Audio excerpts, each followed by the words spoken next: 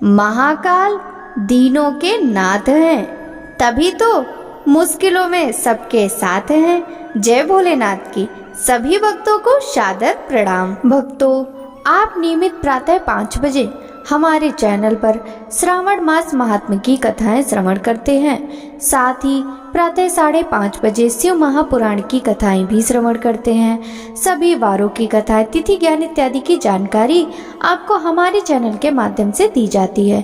भक्तों, यदि अभी तक आपने चैनल को सब्सक्राइब नहीं किया है तो अवश्य ही कर लें। साथ ही बेल आइकन भी प्रेस कर लें, जिससे आने वाले हर नए वीडियो का नोटिफिकेशन आपको समय पर मिल सके।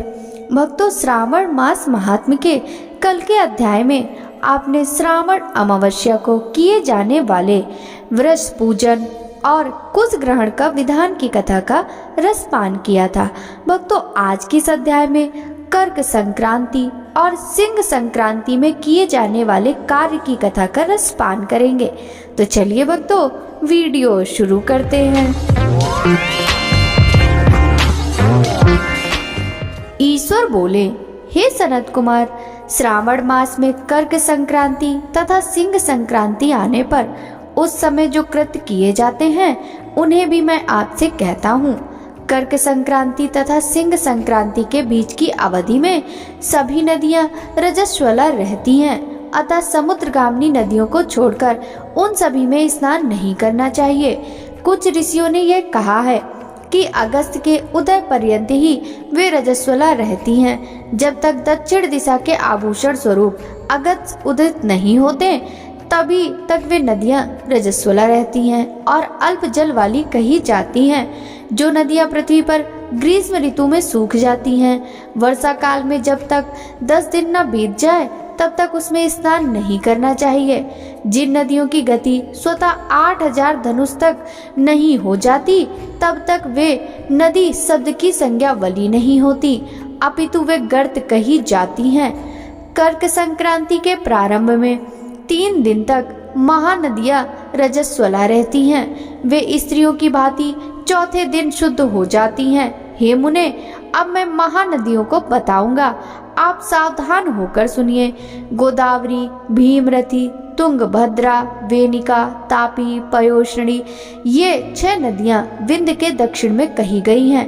भागीरथी, नर्मदा, यमुना, सरस्वती, विशोका, वितस्ता, ये 6 नदियां विंध्य के उत्तर में कही गई हैं। ये 12 महानदियां देवर्षि क्षेत्र से उत्पन्न हुई हैं। हे मुने, देविका, कावेरी, वंजरा, कृष्णा, ये महानदियां कर्क संक्रमण के प्रारंभ में 1 दिन तक रजस्वला रहती हैं। गौतमी नामक नदी कर्क संक्रमण होने पर 3 दिनों तक रजस्वला रहती है। चंद्रभागा, सती, सिंधु, सरयू, नर्मदा, गंगा, यमुना, प्लक्ष जाला, सरस्वती, ये जो नाद संज्ञा वाली नदियां हैं वे रजो दोष से युक्त नहीं होती।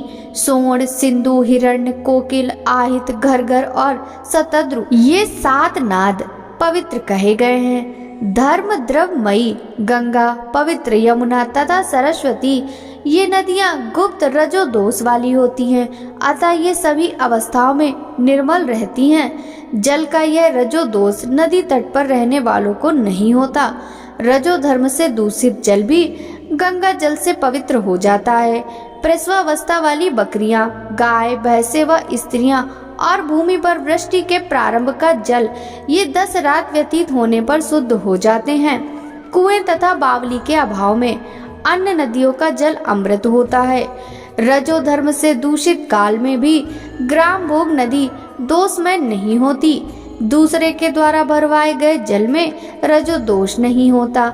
उपाकर्म में, उत्सर्ग कृत में, प्रातः काल के स्नान में, विपत्तियों में, सूर्य ग्रहण काल में तथा चंद्र ग्रहण काल में रजो दोष नहीं होता। हे सनत कुमार, अब मैं सिंह संक्रांति में गो प्रसव के विषय में कहूँगा।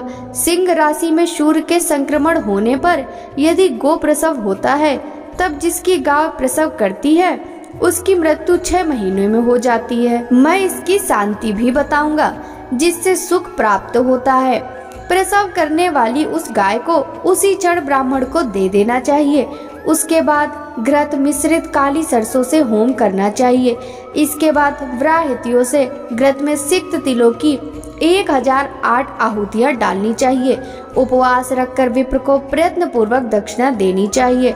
सिंह राशि में सूर्य के प्रवेश करने पर जब गोष्ठ में गौ प्रसव होता है तब कोई अनिष्ट अवश्य होता है, अतः उसकी शांति के लिए शांति कर्म अनुष्ठान करना चाहिए। अश्य वाम इस सूक्त से तथा तदुष्णो इस मंत्र से तिल तथा घृत से 108 आहुतियां देनी चाहिए और मृत्युंजय मंत्र से 10,000 आहुतियां डालनी चाहिए। उसके बाद श्री सूक्त से अथवा शांति सूक्त से स्नान करना चाहिए। इस प्रकार किए गए विधान से कभी भी भय नहीं होता। इसी प्रकार यदि श्रावण मास में घोड़ी दिन में प्रसव करे तो इसलिए भी शांति कर्म करना चाहिए। उसके बाद दोष नष्ट हो जाता है। हे सनत कुमार, अब मैं कर्क संक्रांति में, सिंह संक्रांति में तथा श्रावण मास में किए जाने वाले शुभप्रद दान का वर्णन करूंगा। सूर्य के कर्क राशि में स्थित होने पर घृत धेनु का दान तथा सिंह राशि में स्थित होने पर सुवर्ण सहित छत्र का दान श्रेष्ठ कहा जाता है तथा श्रावण मास में दान अति श्रेष्ठ फल देने वाला कहा गया है। भगवान श्रीधर की प्रसन्नता के लिए श्रावण मास में घृत कुंभ, घृत धेनु तथा फल विद्वान ब्राह्मण को प्रदान करने चाहिए। मेरी प्रसन्नता के लिए श्रावण मास में किए गए दान अन्य मासों के दान की अपेक्षा अधिक अच्छे फल देने वाले होते हैं। 12 महीनों में इसके समान अन्य मास मुझको प्रिय नहीं है।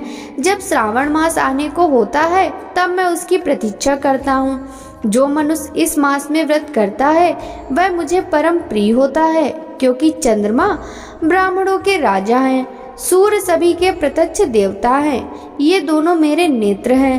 कर्क तथा सिंह की दोनों संक्रांतियां जिस मास में पड़े उससे बढ़कर किसका महात्मा होगा।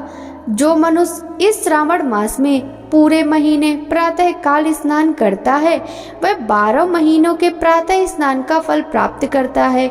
यदि मनुष्य श्रावण मास में प्रातः स्नान नहीं करता तो 12 महीनों में किए गए उसके स्नान का फल निष्फल हो जाता है। हे महादेव, हे दया सिंधु, मैं श्रावण मास में उषय काल में प्रातः स्नान करूंगा। हे प्रभु, मुझे विघ्न रहित कीजिए। प्रातः स्नान करके शिव की पूजा करके श्रावण मास की सत्कथा का प्रतिदिन भक्ति पूर्वक श्रवण करना चाहिए। बुद्धिमान व्यक्ति इस प्रकार से ही मास व्यतीत करता है।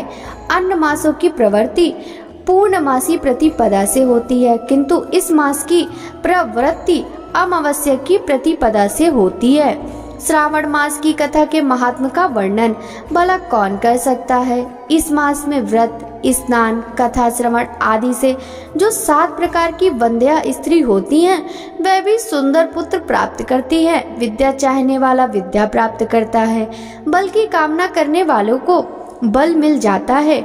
रोगी आरोग्य प्राप्त कर लेता है। बंधन में पड़ा हुआ व्यक्ति बंधन से छूट जाता है। धन का अभिलाषी धन को पा लेता है। धर्म के प्रति मनुष्य का अनुराग हो जाता है तथा पत्नी की कामना करने वाला उत्तम पत्नी पाता है। हे मानद, अधिक कहने से क्या प्रयोजन। मनुष्य जो जो चाहता है उसको पा लेता है और मृत्यु के बाद मेरे लोक को पाकर मेरे सानिध्य में आनंद प्राप्त करता है। कथा सुनाने के बाद वस्त्र, आभूषण आदि से कथावाचक की विधिवत पूजा करनी चाहिए। जिसने वाचक को संतुष्ट कर दिया उसने मानो मुझ शिव को प्रसन्न कर दिया। श्रावण मास का महात्म सुनकर जो वाचक की पूजा नहीं करता, यमराज उसके कानों को छेदते हैं और दूसरे जन्म में बहरा होता है। अतः सामर्थ्य अनुसार वाचक की पूजा करनी चाहिए। जो मनुष्य उत्तम भक्ति के साथ इस श्रावण मास का महात्म का पाठ करता है अथवा सुनता है अथवा दूसरों को सुनाता है उसको अनंत पुण्य की प्राप्ति होती है। इस प्रकार श्री स्कंद पुराण के अंतर्गत ईश्वर सनत कुमार संवाद में श्रावण मास महात्म्य में नदी, रजोदोष, सिंह, गौ प्रसव, सिंह कर्कट, श्रावण स्तुति वाचक पूजा कथन नामक 27वां अध्याय पूर्ण हुआ। भक्तों, आगे की कथा का वृतांत हम कल के अध्याय में श्रवण करेंगे। श्रावण मास महात्म्य की यह कथा यदि आपको अच्छी लगी हो तो इस वीडियो को लाइक कर ज्यादा से ज्यादा भक्तों के साथ शेयर कीजिएगा। साथ ही वीडियो के कमेंट बॉक्स में हर हर महादेव जरूर लिखिएगा।